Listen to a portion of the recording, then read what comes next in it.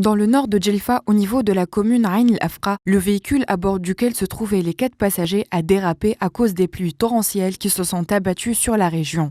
La victime, âgée de 35 ans, a été retrouvée 2 heures après les faits, à des centaines de mètres du lieu de l'accident. Et il a fallu 8 heures de recherche pour retrouver sans vie le corps de son bébé de 5 mois. Un homme témoin de l'accident mortel raconte. La voiture a été emportée de ce côté et on a retrouvé le corps du bébé de l'autre côté. J'ai couru vers la voiture pour tenter de faire sortir les 2 autres passagers. Mes enfants m'ont ramené une corde de la maison, je l'ai attachée à la voiture et on l'a soulevée pour les extraire.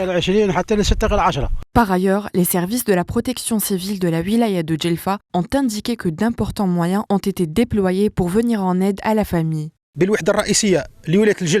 Plusieurs unités, en outre la gendarmerie, ont intervenu pour venir en secours à la famille et pour retrouver les 2 victimes qui avaient été emportées par les eaux. Et cela durant 4 heures consécutives. Nous remercions les habitants de Ain El Afra pour leur soutien et leur aide.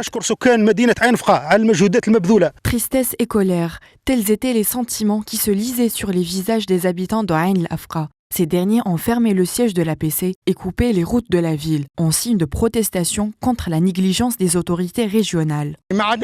Nous n'avons ni électricité ni eau et nos routes sont dans un état catastrophique. Toutefois, je prie Dieu pour qu'il accueille dans son vaste paradis la maman et son bébé qui ont été emportés par l'Oued.